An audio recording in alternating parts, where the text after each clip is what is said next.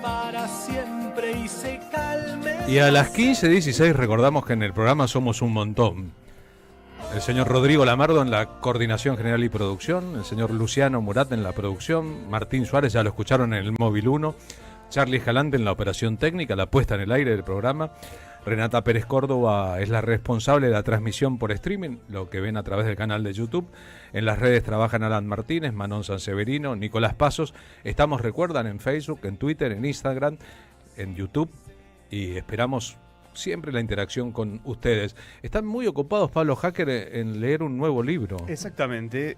Es un libro que hace mucho quería tener en mis manos. Esperé que yo muestro mi ejemplar a la cámara para que quede documentado. Bien, es los tres modelos en disputa: la economía justicialista, el desarrollismo y el neoliberalismo financiero, por los autores Santiago Fraschina y Lucas Gobo.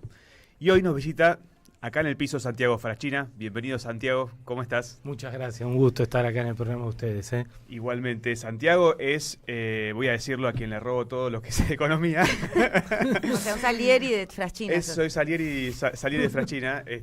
Bueno, también tenemos otras fuentes, ¿no? Pero Santiago me es... Por suerte, así diversificamos un poco. Pero tenía muchas ganas, todavía no lo he leído, lo vamos a hacer muy pronto. Yo también quiero. Vos también, vamos a pelearnos por el libro después de la salida. Santiago, ¿cómo estás? Bien, muy bien. ¿Bien? Sí, por suerte. Bueno, contame un poquito cuál fue la motivación para escribir este libro.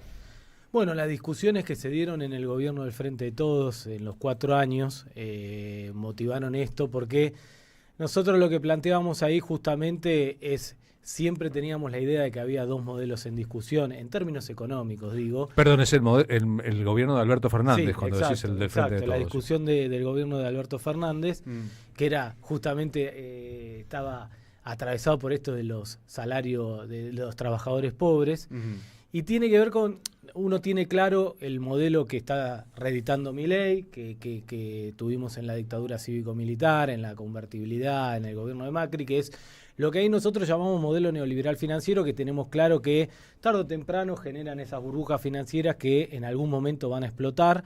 Uno nunca obviamente puede predecir cuándo, en qué momento y de qué forma, pero sabe que son burbujas financieras que terminan explotando, son insostenibles en el mediano plazo y que son modelos que funcionan con deuda, fuga de capitales, carry trade, ganancia financiera, y que están asociados siempre a procesos de desindustrialización de la economía nacional, crecimiento de la pobreza y desempleo. Eso, tarde o temprano, lo que estamos viviendo hoy va a terminar explotando como una burbuja financiera. Eso, digo, es inevitable que eso suceda en estos modelos. En todos los momentos neoliberales de la historia. Obviamente con características distintas. En la convertibilidad tenías también el financiamiento de las privatizaciones, hoy menos. En el golpe cívico-militar lo que más creció fue la deuda externa privada, que después se estatizó Cavallo en el 82. Digo, se cambian algunas características, no el modelo, la condición del modelo, las características del modelo y cómo esos modelos terminan. Digo, entonces, había, vos decís, como si se discutiera que había dos modelos en disputa, pero en realidad son tres. Claro, entonces nosotros lo que planteamos es, ojo, que del otro lado, discutiendo con este modelo neoliberal financiero, dos modelos hay. Y los dos quieren la industrialización, pero ahí nosotros lo que tratamos de clarificar es, hay un modelo que no lo llamamos nosotros, se llama desarrollismo, porque así le puso Frigerio cuando se aplicó no por primera vez, pero cuando le pusieron el nombre con Frondizi, que es un proceso de industrialización, y eso obviamente está bueno, no quieren la deuda y fuga de capitales, pero que ahí viene la discusión. Todo proceso de industrialización necesita que alguien lo financie. Y el desarrollismo lo que plantea, no lo plantea así, pero siempre que se aplicó, y lo dijeron de alguna manera, creen que el salario tiene que ser el financiamiento, o sea, el salario tiene que ser, el trabajador tiene que ser la fuente de financiamiento de los procesos de industrialización. La variable de ajuste, digamos. Exactamente, que en todo caso, Frigerio lo dijo, las demandas sociales van a tener que esperar. Ellos creen en el efecto derrame del proceso de industrialización. Ese es el eje, el efecto derrame. Exacto. De ahí viene la teoría del derrame que después nunca sucede. Ellos lo aplican, el neoliberalismo financiero también lo aplica, el efecto derrame en términos financieros, que se va a derramar pero el desarrollismo lo aplica en industrialización. Ellos creen que el salario en un proceso de industrialización en un primer momento es un obstáculo, un problema. Bien. Entonces, ¿cuándo vas a poder subir el salario para el desarrollista? cuando el proceso de industrialización esté consolidado. Ahora, proceso de industrialización puede durar décadas. Cosa que al final no ocurre nunca. Es curioso o no ver cómo hay dos grandes medios de comunicación en la Argentina que responden ideológicamente a uno y otro modelo. El desarrollismo, Clarín, en que Frigerio fue la figura central durante muchísimo tiempo, y el modelo neoliberal, el Diario de la Nación, fundado por Bartolomé Mitre, ¿no? Digamos, las dos grandes espadas mediáticas responden a uno y otro modelo, en ambos casos sin el peronismo en el medio, el peronismo como el obstáculo. Bueno, por eso nosotros decimos, ojo, porque el desarrollismo no es peronismo, porque nunca lo fue. Sí, en el gobierno, y te plantea un problema el desarrollismo, que es el trabajador pobre. Te genera fuente de trabajo porque aspira a un proceso de industrialización, pero con los salarios que no te alcanzan, con lo cual aparece un problema de pobreza en el desarrollismo, con empleo y ¿no? pobre. Una pobreza estructural que no podés mover desde los cimientos. Y no lo podés mover porque si vos vas a financiar el proceso de industrialización con los salarios, eso implica que el salario tiene que ser bajo. El desarrollismo cree que el aumento del salario te genera dos problemas: tensión inflacionaria, dos, te lleva a la restricción externa. Entonces dice, primero consolidemos el proceso de industrialización y después empecemos a hablar de cómo vamos a subir el salario de los trabajadores. Pero reitero, una industrialización tarda 6 décadas en consolidarse, 7 décadas, un siglo, como tardó el proceso de industrialización norteamericana. Ahora, no le pasa eso a los chinos, ¿no? Que en 40. Bueno, y en el mientras tanto, ¿qué? El trabajador. Y entonces el modelo de la economía justicialista, ¿qué propone? Bueno, un poco lo sabemos, pero contanos vos. Sí, ahí también hay una discusión, porque ellos te dicen, bueno, y ustedes son justicialistas, es distribucionista. No. Que si vos ves los periodos que se aplicó el modelo económico justicialista, 46-55, 2003-2015, hubo procesos de industrializaciones de lo más profundo. Lo que plantea el justicialismo es que no puede ser el trabajador el que financie ese proceso de industrialización. Queremos industrialización, y entonces la pregunta que te surge es, bueno, ¿quién va a financiar el proceso de industrialización? Y el justicialismo lo tiene muy claro, eso, que son las rentas extraordinarias de la economía nacional. Es decir, la Argentina tiene rentas extraordinarias. Renta extraordinaria es vos tenés la ganancia normal, como tiene cualquier sector, por invertir y trabajar, pero también tiene rentas que no dependen del mismo sector. Si yo tengo la tierra más fértil del mundo, el costo de producción de grano es el más bajo del mundo, pero el precio del grano no se fija acá, se fija internacionalmente, por las tierras menos fértiles, porque si no esas tierras no estarían produciendo. Entonces te aparece una renta extraordinaria. Hay un beneficio que no corresponde a su la ganancia meritocracia ni su esfuerzo. Exactamente. Bien, según los commodities, ¿no? Bueno, por eso, entonces, digo, el sector agroexportador tiene rentas extraordinarias, el sector financiero tiene rentas extraordinarias, el sector minero, petrolero, los insumos difundidos, es decir, el productor de insumos difundidos, que generalmente es monopólico, también tiene rentas extraordinarias, cierto sector inmobiliario tiene rentas extraordinarias. Entonces la discusión es si la economía nacional tiene rentas extraordinarias, capaz de financiar cualquier proceso de industrialización, porque lo tiene que financiar la clase obrera con los salarios bajos. Y ahí aparece el justicialismo, que la primera vez que se aplicó fue en el 46, es desarrollar distintas herramientas desde el Estado Nacional para distribuir esas rentas extraordinarias y que no tenga que ser el obrero con salario bajo el que financie el proceso de industrialización. Obviamente también esas herramientas cambian. Perón lo hizo con el IAPI, con la nacionalización de los depósitos bancarios. La estatización de las AFJP es, es una renta extraordinaria que tenía el sistema financiero. ¿Por qué regalarla, no? No, y claro, planes y a partir quinquenales, de ahí, ¿no? China hace planes quinquenales. Bueno, y a partir de, claro, bueno, la planificación también tiene que ver con eso, pero digo, a partir de la estatización de las AFJP, en vez de generar un negocio financiero a los bancos, financiaste moratoria jubilatoria para los jubilados, 2 aumentos jubilatorios por año, progresar, procrear, asignación universal por hijo, asignación por embarazo. Mirá todo lo que pudiste hacer con una sola renta extraordinaria que tenía el sistema financiero con las AFJP. Lo extraordinario de este planteo es que, explicado en público, bien explicado, no habría ninguna duda para las mayorías argentinas que deberíamos elegir. ¿Y dónde están esas masas para que escuchen a Fraschina? ¿Dónde están? Y sin embargo, lo que ocurre es que personas que no tienen esta información o que son confundidas por el circuito de los medios de comunicación terminan votando planes que no coinciden con sus intereses, sino que van a sepultar a esas mismas personas en una pobreza eterna o en una medio pobreza eterna. Es ahí el gran problema de la didáctica, incluso de la política, que que cuando nos hablan de economía en general, nos plantean asuntos que cuando no se entienden conducen directamente al engaño, y así sintetizado y explicado es tan claro que no se puede entender que haya gente que pueda votar contra sus propios intereses de clase. Ahora que hay toda una polémica con los libros que se reparten en los secundarios, ¿vieron esa noticia? Sí. Una polémica no, hay una censura. Una censura, totalmente. Sería muy bueno que se lean estos libros, porque, tal como decís vos, Carlos, no es tan complejo de entender cuando te lo explican didácticamente. Está claro a quién beneficia qué modelo. Pero si intentáramos eso, el gobierno inventaría que las personas sin pelos no pueden publicar libros y que si no deben ser perseguidas por las políticas del Estado. No, peluca, siempre pelado. Es tan claro que un gobierno de pornógrafos se enoje porque se lea literatura en que incluya el sexo. Es tan raro como, ¿no? Estudia, no seas Adorni. No tienen ningún tipo de conocimiento, pero está claro como lo decís en estas 3 modelos en disputa, porque nos queda claro, ¿no? Cómo son estos 3 modelos en disputa, porque habló de 2 igual, no de 3. Te quería preguntar quiénes son los que están ganando hoy con el neoliberalismo financiero. Hace poquito comentamos el carry trade. Bueno, entiendo que hay algunos grupos que ganan con esto, ¿no? Porque mientras el enorme grueso de la población ve sus sueldos pauperizados, digamos, lo que era el 25 de mes, hoy es el 10, ¿no? Estamos todos en la misma rueda tratando de llegar con más empleos a un lugar que casi imposible. Pero ¿quiénes son los que están ganando? No, en línea general el sistema financiero, por eso son neoliberalismo financiero. La renta financiera hoy es la mayor renta de la economía argentina. El que tiene en Bitcoin, dólares. el que tiene Bitcoin, el que tiene bonos. Digo, pero esa timba. hacerlo, lo que vos dijiste, carry trade, está ganando 7% en dólares. Digo, inédito, no pasa ninguna, por eso digo... Por mes. Claro, exacto. ¿Cómo gana 7% de tasa de interés? El tipo de cambio... Está planchado. No solo planchado, está bajando. Fijo, claro. Sí, bajando, los financieros están bajando. Sí. Después vos tenés tasa de interés que están entre el 4 y el 4,5%, entonces vos agarrás los pesos, lo ponés a 30 días a esa tasa de interés. ¿En un plazo fijo? Claro, en un plazo fijo, lo podés tener en cualquier instrumento financiero, un plazo fijo a 30 días, vos lo sacás y con eso comprás, con esa rentabilidad comprás dólares con un tipo de cambio que está bajando. Claro, por eso, pero se mueren de hambre todos si haces eso. No, lo que pasa es que en algún momento toda esa ganancia en peso, en algún momento los que la están ganando, ¿qué van a querer hacer? Sacarla en dólares. Claro. Cuando eso, ahí es cuando los modelos, cuando esas burbujas financieras terminan explotando, cuando se produce el efecto embudo.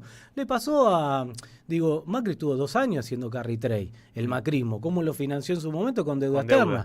Cuando ya no estaba la posibilidad. Hasta que explotó en 2018, claro. Y tuvo que recurrir al Fondo Monetario Internacional para seguir financiando el carry trade con 45.000 millones de dólares. Por 100 años, acá estamos. Ustedes recuerdan además el episodio de la salida del 1-1 con la... Megacanje, blindaje, eso. Sí, no, cuando Eduardo Duhalde anuncia el Duhalde pequeñito, el que fue presidente, la especificación asimétrica, exacto, avisándole antes a las grandes empresas y a sus socios de lo que iba a pasar, de tal manera que trasladando de una moneda a otra ganaron 4 veces en un día todo su capital. El que depositó dólares, recibió dólares, el que depositó pesos, pero no, en el momento que se pasa del 1-1 al 4-1. Claro. Pero la sociedad no lo sabe, y los ahorristas tampoco, pero sí lo sabe el grupo Techín, sí lo sabe el grupo Macri, sí lo sabe el diario Clarín. Protegen su plata pasándola de una moneda a otra y tienen 4 veces más de un día para otro. Pero la condenada. El inventor de esto fue Martínez Dios, el que inventó esto. Es la tablita del dólar. La tablita de Martínez Dios que te garantizaba la tasa de interés nacional de los bancos nuestros era más alta que la internacional. Intentar unificar te garantizaban el tipo de cambio fijo con devaluaciones preanunciadas, o sea, te decían qué día y cuánto vamos a devaluar, y te liberalizaron la cuenta de capital de la balanza de pago, que es el fin del cepo. Entonces, acordémonos que Martínez de Oz llevó adelante un plan económico que un grupo empresarial que se reunía en la calle Ascuénaga le planteó a la dictadura militar, es decir, que el golpe militar fue en todo caso anunciado, previsto por un grupo económico que quería a los militares en el poder para poder llevar adelante su plan financiero, ni más ni menos. A veces vemos a la economía como subsidiaria de los crímenes de Estado y a la Iglesia como respaldándolos, y en realidad fue el sector financiero el que produjo un golpe militar que terminó con que una deuda externa de 7.000 millones de dólares al final del gobierno de Isabel Martínez de Perón terminara siendo de 35.000 millones de dólares al final de la dictadura, ¿no? Sí, y que además la mayor parte del endeudamiento en la dictadura fue deuda externa privada de los grupos económicos locales que hacían el carry trade con la deuda externa.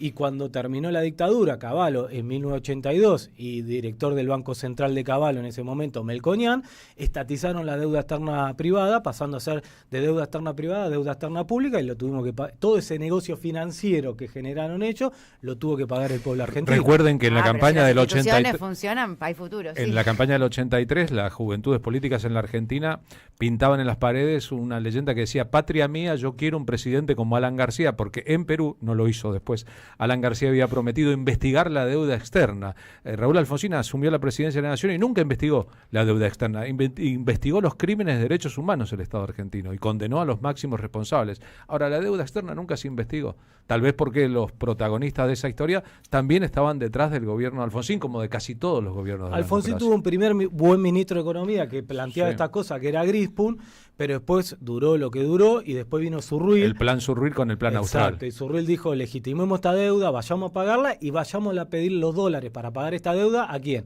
Al Fondo Monetario Internacional. Grispun duró 1 año y medio aproximadamente como ministro de Economía. Grispun planteaba no reconocer la deuda, hacer el club de la deuda con todos los países periféricos sobreendeudados, ir todos juntos al fondo. Ya está, bueno, corran al pelado, pongan a otro. Así pasó. Y Zurruil fue el que nos puso al Fondo Monetario en la década del 80, que el FMI dijo: hagan un plan de ajuste estructural para que yo te dé los dólares, para que vos pagues la deuda externa a los bancos, y ese plan de ajuste estructural, que fue el primer plan que nos bajó el Fondo Monetario Internacional fuerte, terminó en la crisis hiperinflacionaria del 89. Ustedes recuerdan que ahí estaba 0,89 el peso con el dólar, cuando empieza el plan Austral, y después se produce el disparo, la hiperinflación, y anda a comprar unos pañales en el 88, 89. Me acuerdo porque perdí 100 dólares, perdí 100 dólares, me acuerdo patente porque me prestaron un billete de 100 dólares, los perdí y se me armó un lío terrible porque había perdido mucha plata. 100 dólares. Una niña no debería andar con billetes de 100 dólares. Santiago, ¿y cómo es, digamos,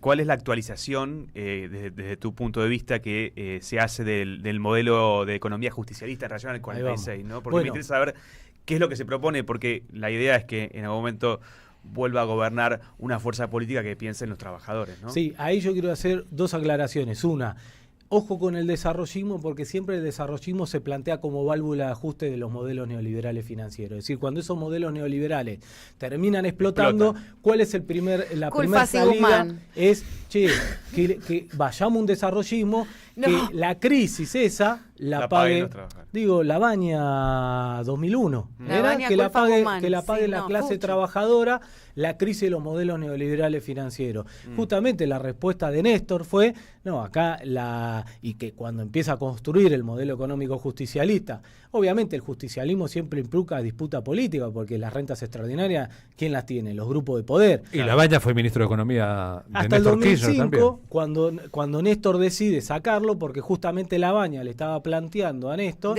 que no teníamos que seguir aumentando los salarios de los trabajadores porque estábamos sobrecalentando la economía y teníamos todavía 35% de pobreza en la Argentina. Por eso la definición de la Baña, de Néstor es: no, yo no voy a hacer un desarrollismo para que sea el trabajador el que pague la crisis de la convertibilidad. ¿Y quién sucede como ministro de Economía a la Baña? Felisa Micheli, en un primer momento. Entonces, ¿Y después? Felisa Micheli, después creo que vino Amado Udu. Amado vino después. De Miguel, ¿cómo se llama? Miguel Peirano. Fue un tiempo. Sí. Después vino Cristina, lo tuvimos un tiempo, 7 meses a Lustó. Sí. Después vino Carlos Fernández y después sí vino Amado, que Amado ya había hecho una de las medidas más estructurales para construir ese justicialismo, que fue justamente lo que decíamos anteriormente, las estatizaciones de las raíz AFJP. Liberal, ¿no? Cosa también, que nunca se le perdonó, por supuesto. No solo no se le perdonó, yo me acuerdo de Amado yendo a los medios de comunicación a defender la estatización de las AFJP, y lo único que le mostraban en los canales de televisión cómo subía el riesgo país. Claro, estaba discutiendo al sector financiero esa renta extraordinaria. Les estaba sacando el gran negocio que tenían. Un gran negociado. Fíjate que en los 90 vos estatizaste las AFJP, le pasaste los aportes y contribuciones a los bancos, pero las jubilaciones las seguía pagando el Estado. Entonces eso le genera un déficit fiscal al Estado, que además, adivinen a quién le pedía plata el Estado para financiar ese déficit fiscal: a las AFJP. que les cobraba una tasa de interés para financiar ese déficit fiscal, porque ellos recibían ingresos pero no pagaban ninguna jubilación. ¿Y el actual presidente Javier Milei dónde estaba en aquel momento? Creo que en una FJP, ¿no? Bueno. Sí, en una FJP. Y yo conocía mucha gente que estaba asociado a FJP y pagaba, tipo un seguro de vida, sí, yo tenía, como la prepaga. Porque tenías que elegir sí o sí porque era la única opción que tenías. Era un mismo funcionamiento de prepaga, un choreo a mano armada. Pero te la vendían como la panacea, como el retiro. Segurito. Como el retiro de los estadounidenses. Vas pagando tu retiro a tiempo. Y ahora, bueno, y yendo a tu pregunta, lo que planteamos nosotros en el libro es explicación de los 3 modelos económicos en términos filosóficos. Cómo funciona cada uno, cuáles son los resultados. Me parece cuál es la tarea de ahora. Inclusive lo empezamos a trabajar con economistas. El justicialismo hoy no puede aplicárselo. Las herramientas para construir el justicialismo no pueden ser las mismas que en el 2003-2015 y mucho menos 46-55. O sea, lo que tenemos que empezar a plantear y a trabajar, porque hay una nueva economía que nosotros lo venimos discutiendo, que es la economía de plataforma.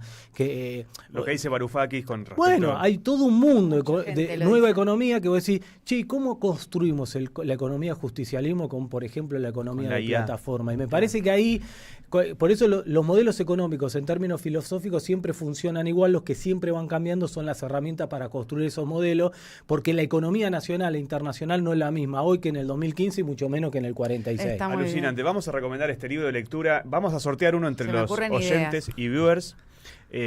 Así que acá lo estamos viendo. Y lo pueden adquirir en cualquier librería. ¿Cómo se consigue? Esto van a la editorial de la Universidad de La Plata, que es el que nos publicó el libro. Y está bajar. El link en forma gratuita. Nosotros hicimos impresiones para repartir algunas, pero el link está en forma gratuita y se puede leer. Lo pueden bajar gratis desde la editorial de la Universidad de La Plata. No sean vagos, lean a Fraschina los 3 modelos en disputa: la economía justicialista, el desarrollismo y el neoliberalismo financiero. Así después saben a quién tienen que votar. Y me lo quedo yo. Santiago, muchas gracias, por haber venido y como siempre te